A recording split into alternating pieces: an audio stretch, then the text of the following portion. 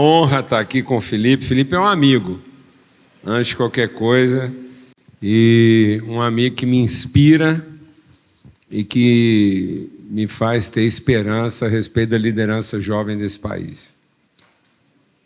Então, vocês têm aqui uma referência, um pilar bem firmado. Como diz Paulo, uma coluna e um esteio da verdade. Então, para mim, é uma honra poder estar aqui e servir a casa de vocês, especialmente servir sua vida e seu ministério, e crendo que Deus levantou aqui vocês em Goiânia, um dos lugares mais desafiadores para a prática do evangelho genuíno.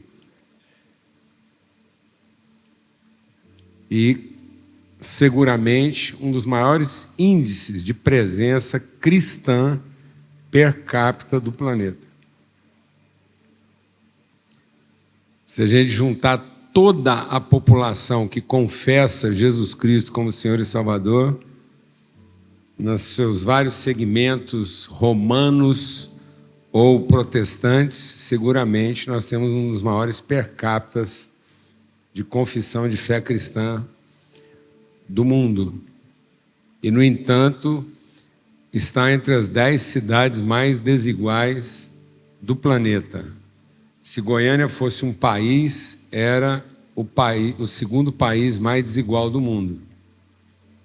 Então é impressionante como a gente conseguiu associar fé religiosa em nome de Cristo Jesus com insensibilidade a respeito da situação do nosso irmão. Por isso a palavra de Deus diz que se alguém diz que ama ao Senhor, vê o seu irmão passando alguma dificuldade, tem condições de resolver isso e não faz, está mentindo quando diz que ama a Deus.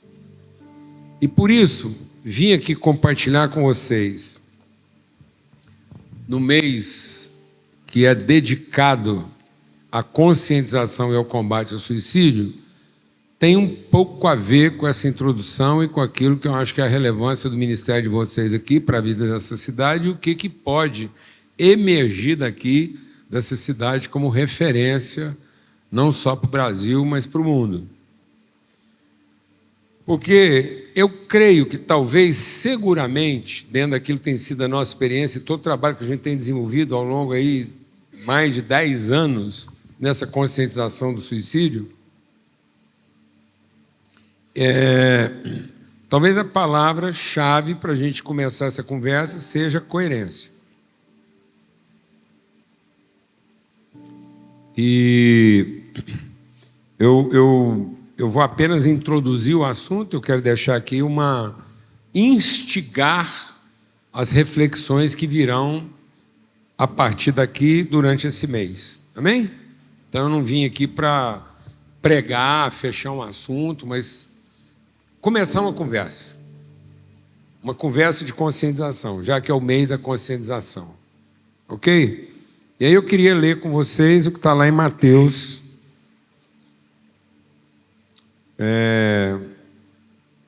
Mateus, capítulo 18.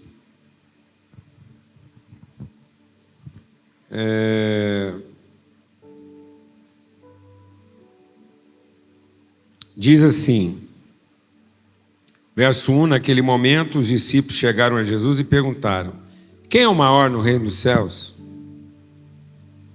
Presta atenção em como Jesus vai responder essa pergunta.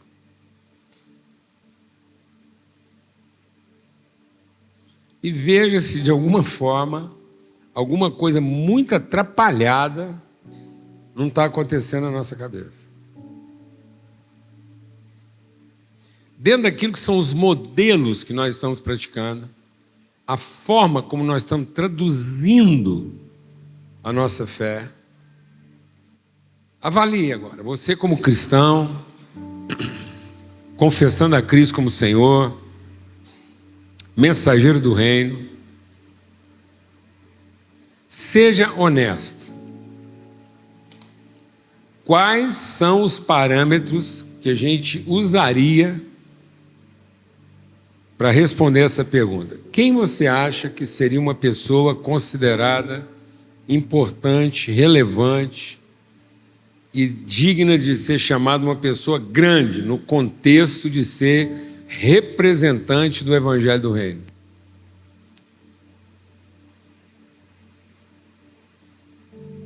Vamos ser assim, honestos com a gente mesmo. Quais seriam os critérios que a gente usaria para avaliar? E aí veja se Jesus não está fazendo a total, absoluta confrontação dos nossos paradigmas. Ele chama uma criança, coloca ela no meio de todo mundo e diz assim: eu asseguro que a não ser que vocês se tornem como uma criança, jamais entrarão no reino dos céus. Jesus não está falando de ir para o céu. Jesus está falando de entrar na dimensão do reino, discernir o que é reino dos céus, o que é reino de Deus. Paulo diz que ele nos libertou do império das trevas e nos transportou para o reino do Filho do seu amor. Será que nós não estamos desenvolvendo de maneira evangélica, protestante, em nome da fé cristã, alguma coisa que tem muito mais cara de império do que de reino? Será que nossas estruturas não estão ficando muito mais hierárquicas, metodológicas, sistemáticas do que relacionais? Será que nós não estamos sendo muito mais definidos pelo quê do que pelo quem? No império, o imperador é definido pelo seu quê. O que ele é capaz de fazer. No reino, o príncipe do reino, o herdeiro do reino, é identificado pelo quem ele representa. Então nós estamos investindo numa estrutura de quês e comos ou numa consciência de quens? Você está ensinando o seu filho a ser um habilidoso que como ou um consciente quem?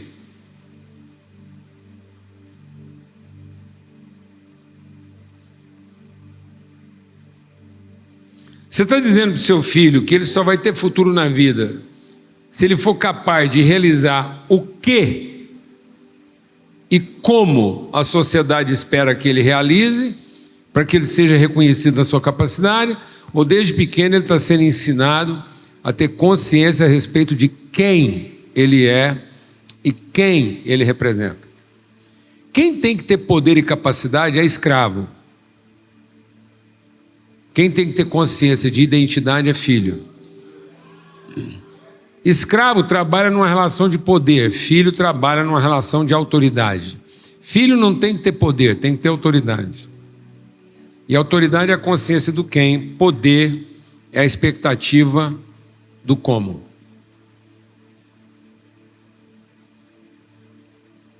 Deus nos abençoou para ser um quem e a partir do quem somos encher a terra.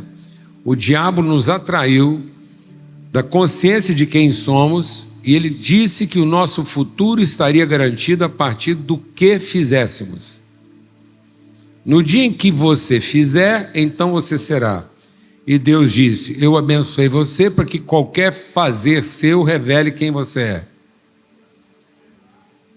Então o Filho de Deus é revelado a partir de qualquer quê. Um filho do diabo vive a expectativa de se tornar um quem a partir do que ele faz. Então a igreja não é o resultado do que fazemos. A igreja é o lugar de expressar quem somos. Amém, amados? Porque não é a reunião dos escravos, é o encontro dos filhos. Trabalho escravo não é identificado pelo quantitativo financeiro. O que define trabalho escravo não é a quantidade de dinheiro que o escravo recebe. É a finalidade da sua remuneração. Trabalho escravo é tudo aquilo que uma pessoa faz para comer, vestir e dormir. Não interessa se a roupa é de grife ou se é um pano de saco. Então, se tudo que uma pessoa está fazendo é para garantir o tipo de comida que ele quer comer, a roupa que ele quer vestir e a certeza do lugar que ele quer morar, isso é trabalho escravo, não interessa quanto dinheiro ele despende nisso. Porque Babilônia oferecia cama, comida e roupa lavada como garantia de ser um escravo bem remunerado, mas era escravo. Amém, irmãos? Então nós podemos ter muito escravo ganhando bem, mas continua escravo. Ele só mudou a categoria da comida que ele come e da roupa que ele veste, mas não a finalidade do que ele faz. Por isso, insistindo no assunto, Jesus diz assim: eu asseguro que a não ser que vocês se convertam, jamais entrarão. Portanto, quem se faz humilde como essa criança, esse é o maior no reino do céu. Quem recebe uma dessas crianças, em meu nome está me recebendo. Mas se alguém fizer uma dessas crianças tropeçar, fizer uma dessas crianças que creem em mim. Rapaz, Jesus está criando um problema teológico aqui. Jesus está quase dizendo que toda criança nascida depois do advento do Espírito Santo já nasce crente, a gente que corrompe ele.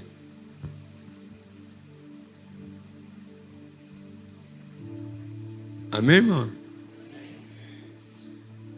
Já imaginou se depois que Cristo perdoou o pecado de todo mundo, de quem nasceu, de quem está vivo e de quem vai nascer?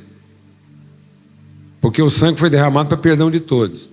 E aí, se a gente parasse para pensar que se alguém nascido é nascido da eternidade do propósito de Deus, ele já vem abençoado de fábrica. Então, se o seu filho não for seu, mas for filho de Deus, ele já vem abençoado de fábrica. Então, você não tem que fazer nada para ele ser abençoado. Você tem que só cuidar dele para que ele não se corrompa no propósito que ele já veio abençoado de fábrica para cumprir. Porque se ele for meu filho, ele é filho da minha carne, então para a carne não tem salvação, porque da carne nada se aproveita. Então eu não estou aqui para salvar os meus filhos e nem pedir que Deus salve os meus filhos. Eu estou aqui para garantir que os filhos de Deus não serão corrompidos através de mim.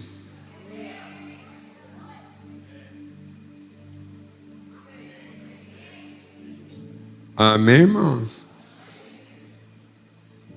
Então, se eles são filhos de Deus, eu não tenho que pedir que Deus os abençoe.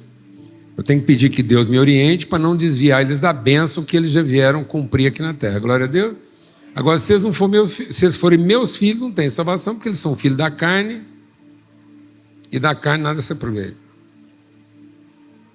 Só a esperança se eu estiver hospedando um filho de Deus, e não querendo que Deus receba um filho meu. Glória a Deus, amado.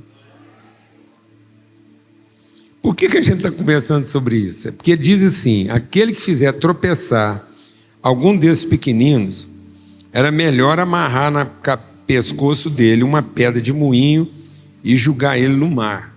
Mas isso não seria suicídio?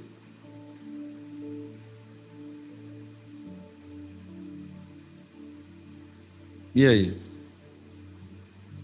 Jesus está dando legalidade para o suicídio?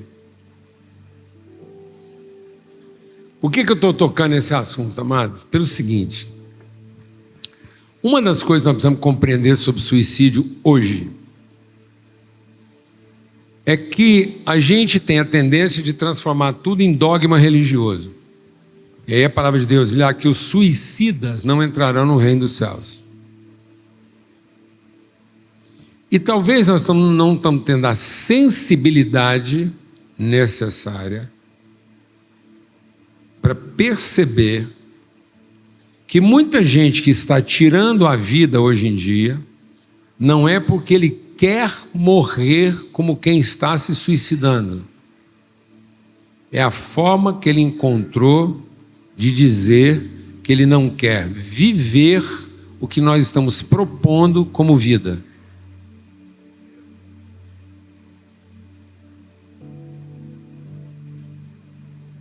Vou repetir.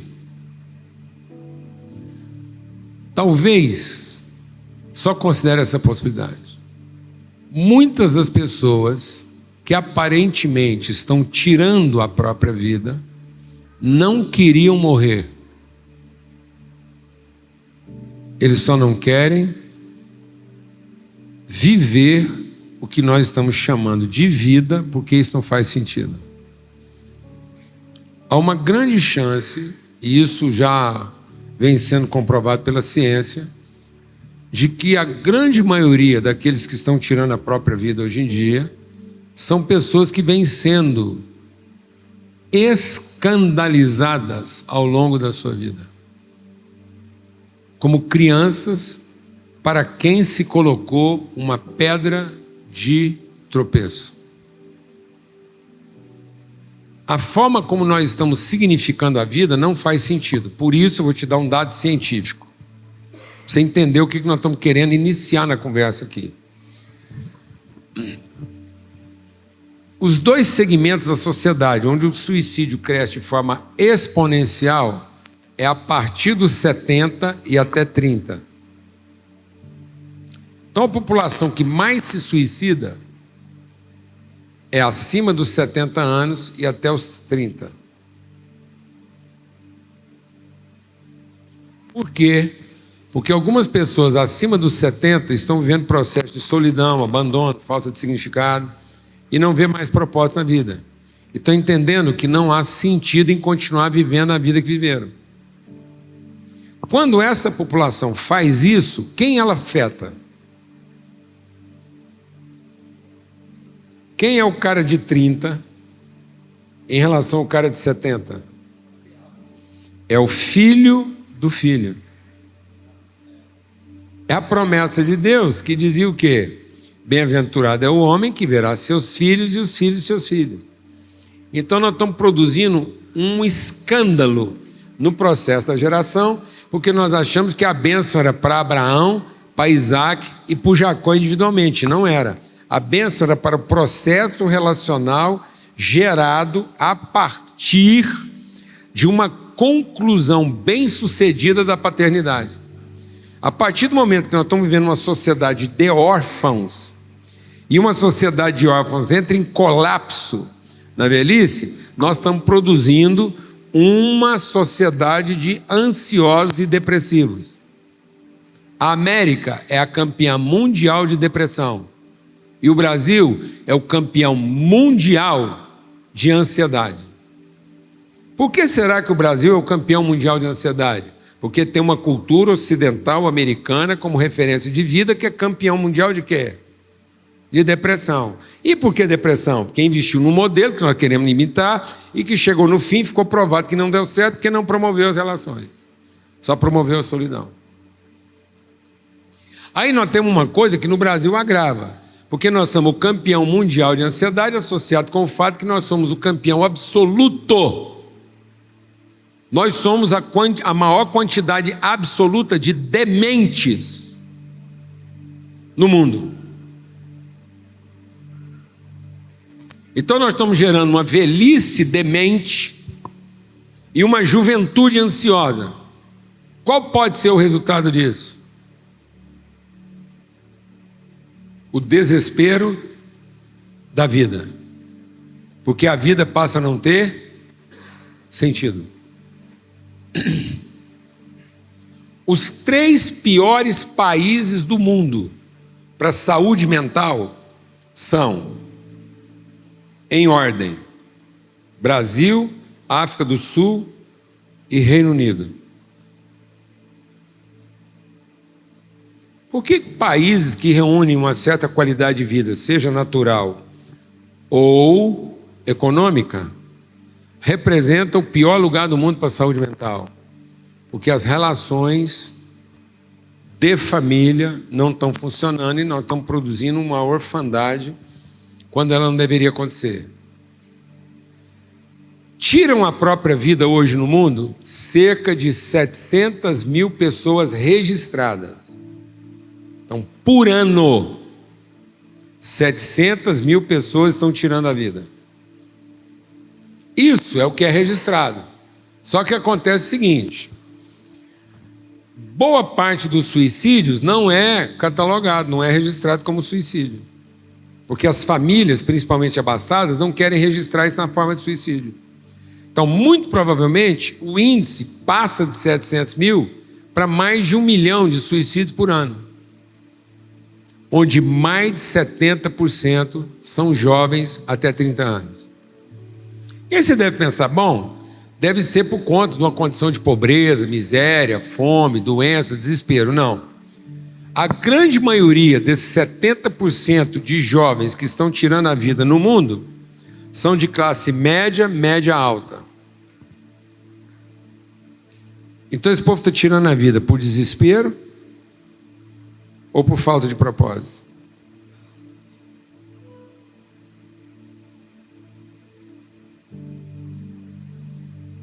Por necessidade ou por ansiedade?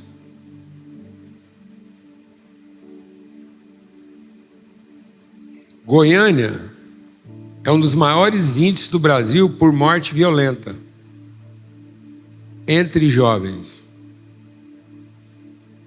É um dos maiores índices da cidade do Brasil de morte violenta, de quem mata e de quem morre, entre os jovens. E, no entanto, nós temos um índice de religiosidade aqui altíssimo. Então, será que nós não estamos oferecendo um modelo espiritual que, ao longo do tempo, gera muito mais uma frustração de propósito do que um crescimento e um desenvolvimento espiritual? Vocês se lembram que quando as crianças queriam chegar perto de Jesus, quem foi que os impediu de chegar?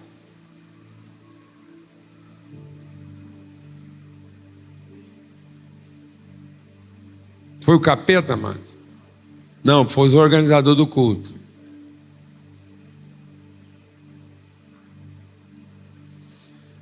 Fala para mim, no modelo de culto que nós estamos fazendo hoje, quais são... Vou te fazer uma pergunta séria. No modelo de culto que nós estamos praticando hoje, pensa uma família que vai de 1 ano a 80. No modelo de culto que nós estamos fazendo hoje, quais são os 2 elementos da família que tem mais dificuldade de frequentar a reunião? Tanto que nós temos que criar um espaço separado para eles. Eu não ouvi, irmãos. Quem que está sendo compulsoriamente tirado das nossas reuniões? Velho. Ou não? Ou não, irmãos? Porque nós estamos desenvolvendo uma mentalidade religiosa litúrgica e não relacional. A gente está vindo se encontrar para desenvolver uma liturgia e não para promover um encontro de família, onde tudo depende de uma liturgia bem feita, senão a gente não mantém a freguesia.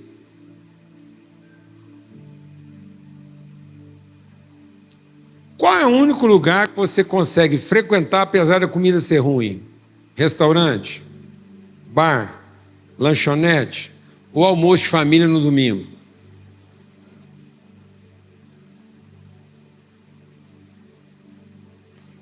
Qual é o único lugar que você consegue comer uma comida ruim e ainda abençoar a tia que trouxe a comida?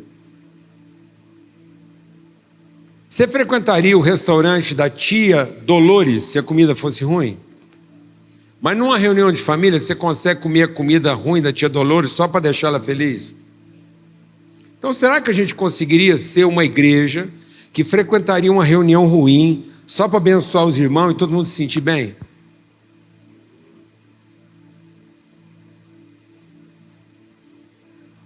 Você viria no culto para assistir uma banda ruim só para os irmãos sentir que eles são aceitos? Sim ou não? Alguém está entendendo o que eu estou falando aqui, amado? Então, nós estamos com uma grande dificuldade. Porque nós podemos, através de alguns modelos, estar produzindo o quê? Escândalo. Nós podemos estar colocando pedras de tropeço no caminho dos nossos filhos e dos nossos velhos. E a Bíblia diz que se a gente começar a escandalizar essas pessoas, era melhor a gente tirar a própria vida, que não seria suicídio. Seria um sacrifício em favor do irmão. Então será que a gente não podia matar dentro de nós algumas coisas que são tão importantes para nós, só para pensar que aquilo iria favorecer a participação de alguém que sem o nosso sacrifício ele não participaria?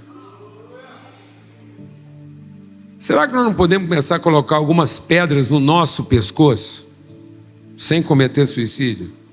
E ir julgando no mar algumas coisas que são tão importantes para aquilo que a gente chama de vida, só para ter no encontro alguns que estariam perturbando a nossa liturgia e não contribuindo para que ela funcionasse?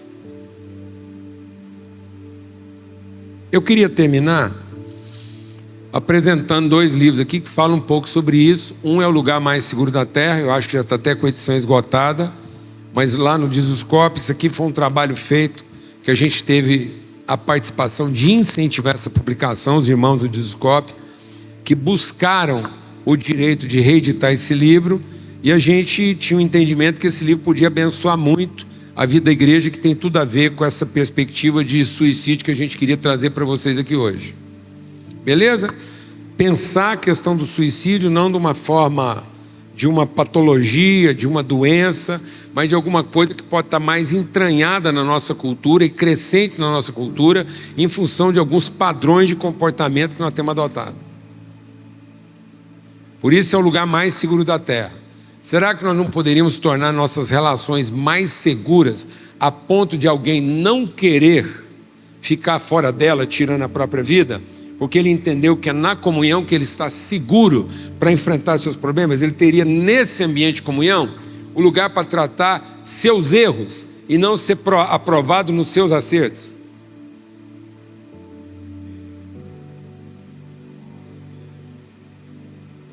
Amém, irmão? Um lugar onde um cara que prega mal teria segurança de pregar um sermão ruim, só porque ele sabe que a família vai ser compreensível e vai dar uma força para ele. Para ele não querer tirar a própria vida depois de ter pregado uma mensagem ruim e achar que ele não dá conta de fazer aquilo e a vida dele perdeu o sentido. Aí você aplica isso em todas as áreas profissionais da vida. E, por último, eu até brinquei com o Mateus. Falei, Mateus, e não é que a gente atirou no que viu e acertou no que não viu? A mais recente edição do Culpa e Graça vem numa capa amarela. Não foi intencional, foi acidental, mas está valendo. Porque Culpa e Graça foi um trabalho feito pelo Paul Tournier, que é um irmão nosso, suíço lá, que é um doutor na época lá, um médico, psicólogo, psicoterapeuta, enfim, um cara formado. E a comunidade científica da época, a comunidade científica, pediu ajuda do irmão Paul Tournier para tratar a questão emocional, principalmente da juventude da época, porque eles perceberam que a medicina não estava conseguindo atender isso.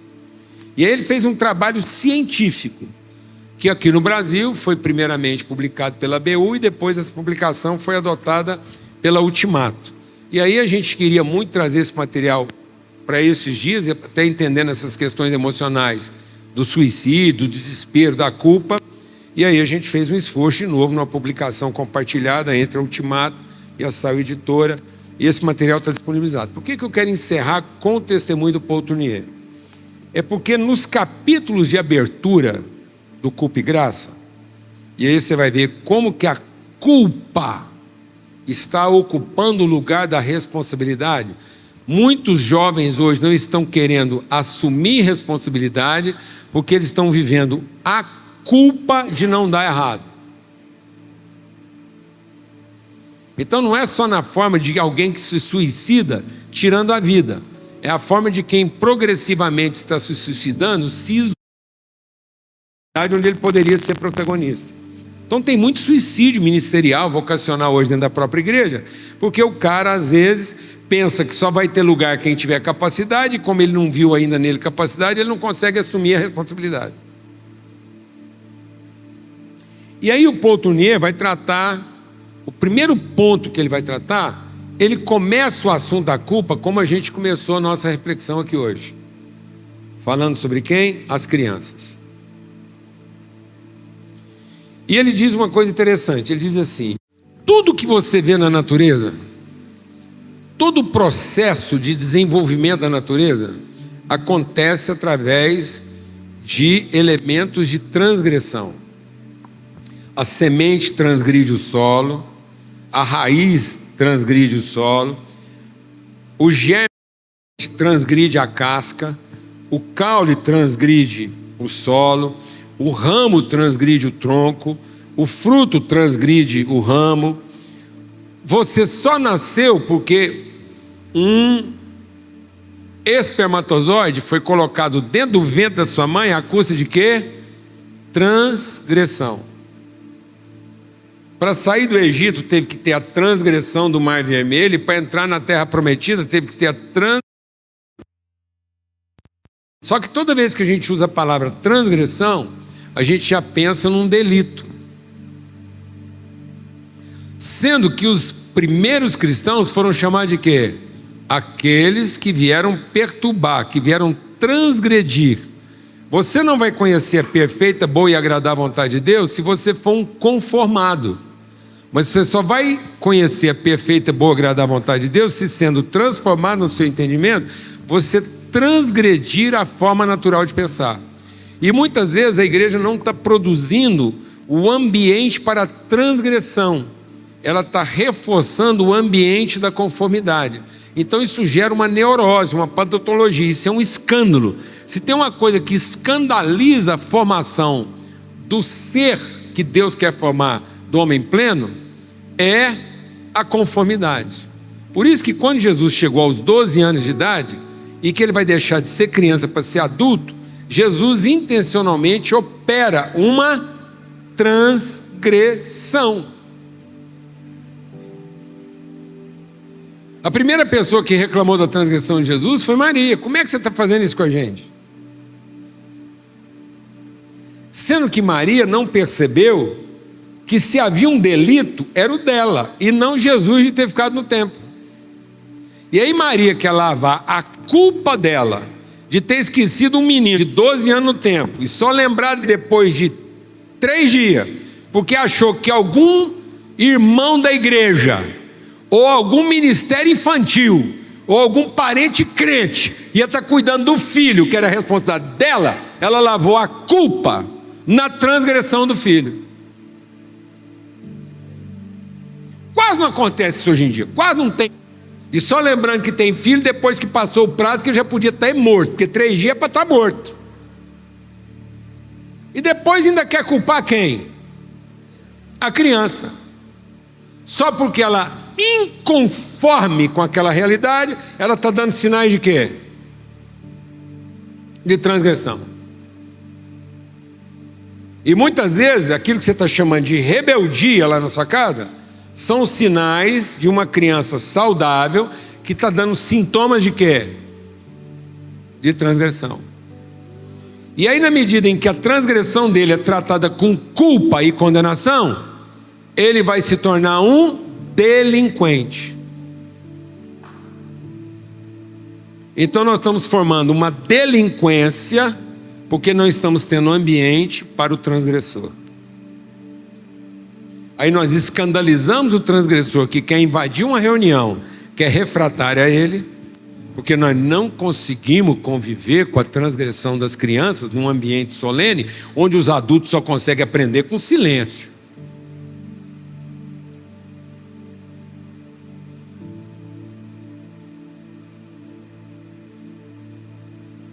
Ou não?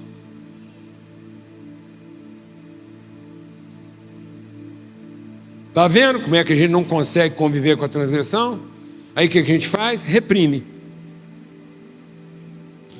E faz ele sentir o quê? Um delinquente. Como se um menino correndo no meio de nós aqui, fazendo barulho e nos distraindo, fosse um erro. E não uma criança se comportando como uma criança, obrigando os adultos a ser adulto, prestando atenção apesar do movimento.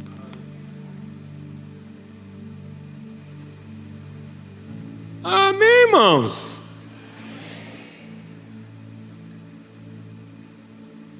E aí ele tem a culpa de ter perturbado o nosso ambiente de conformidade. Simplesmente porque a gente não consegue conviver com a transgressão e estimular o transgressor. Nós tínhamos que ter um ambiente que estimulasse o transgressor e não que o inibisse como se ele fosse um delinquente. Um ambiente que nos desafiasse à sua transgressão, para que o mais novo pegasse na mão do mais velho e levasse ele para um lugar que ele não quer, em vez do mais velho pegar o mais novo e levar para ele para um lugar que ele só se conforma porque deixa a gente sossegado.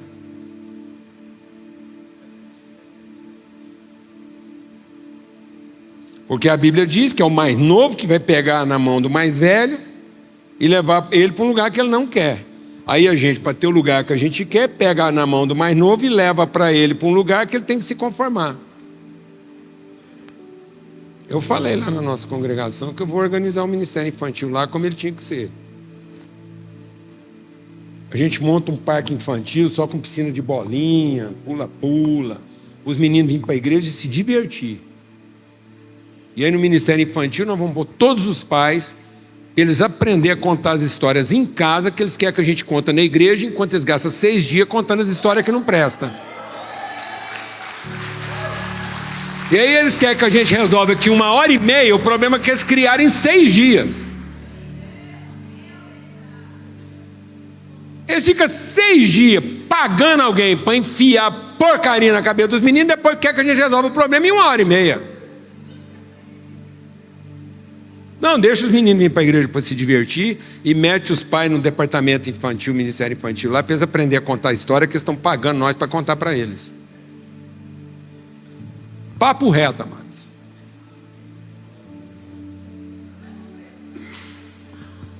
Brincadeira, ué. Nós estamos de brincadeira. Porque nós estamos repetindo de maneira religiosa e aprovada aquilo que Jesus repreendeu. Porque não sabemos conviver com o que, Felipe?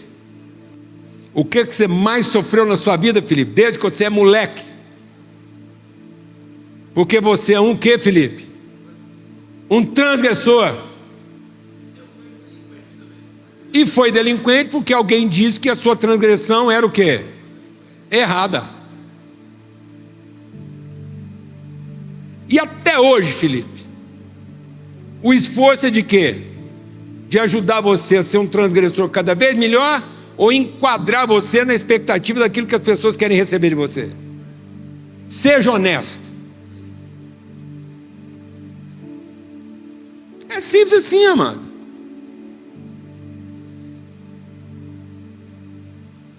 Vocês estão aqui para ter o Filipe que ele foi feito para ser? Ou de alguma forma já está dando uma polidinha nele para ele ser o Filipe que vocês gostariam que ele fosse?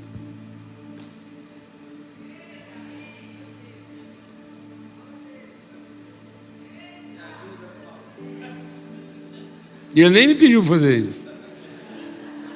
Mas tem certas coisas que é melhor outro falar do que a pessoa mesmo falar. Sabe por quê, Felipe? Porque isso está acontecendo no nosso país. 70% dos nossos jovens estão trabalhando para morar fora.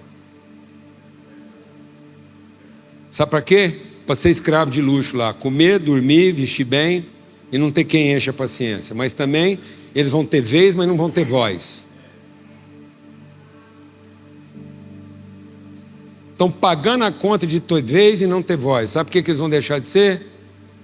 Transgressores. Sabe para ser o quê? Conformados. Quem foi Daniel, amados? Um conformado? Quem foram os amigos de Daniel, amados? Quem foi Paulo, amados? Quem foi Jesus?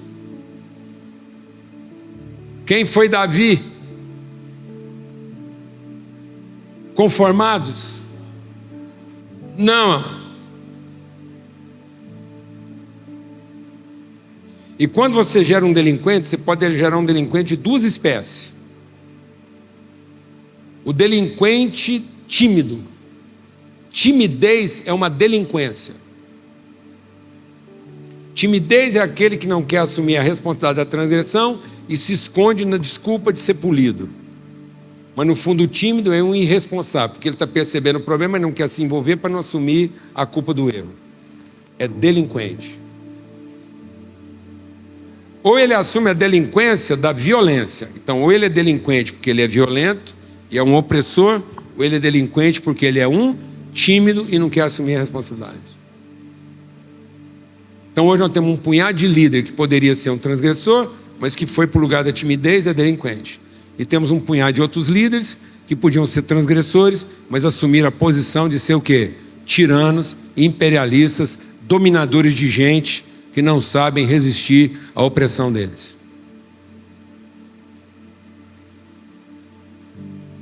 E muitas vezes tudo isso em nome de quem? De Deus. Então, amados, é de desesperar da vida. Eu já perdi a conta. Eu não saberia te dizer agora, de uma hora para outra. Quantos jovens com menos de 20 anos a gente já sepultou aqui em Goiânia? Nos últimos 10 anos.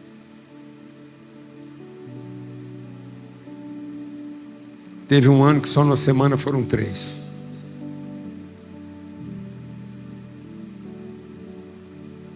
A Lana foi fazer uma visita uma vez que o corpo do jovem ainda estava estirado lá na piscina esperando o IML chegar. Ela passou por ali. Alguém que convivia com a gente. Aquele menino não queria morrer.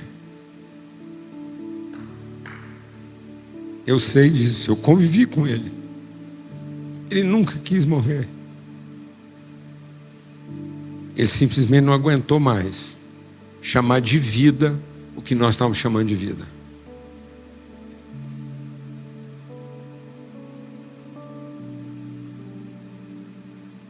Amém, amados? Então talvez o problema não esteja em quem está tirando a própria vida. O problema talvez seja que nós não estamos sendo inspiração suficiente para que eles queiram continuar vivendo.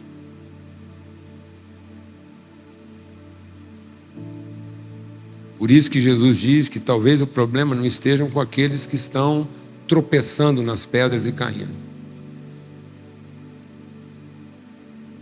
Mas talvez a maior prevenção de suicídio não seja tratar com quem está pensando em tirar a vida. Talvez a maior prevenção de suicídio seja tratar com aqueles que não estão sendo inspiração suficiente para que eles não queiram morrer.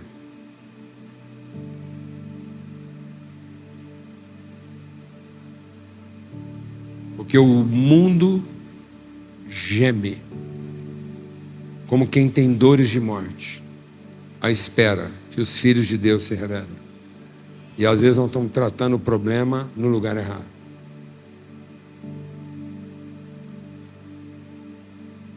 Aumentando a culpa, fazendo o cara que está pensando em tirar a vida pensar que a culpa é dele e não que a responsabilidade é nossa. Amém, irmãos?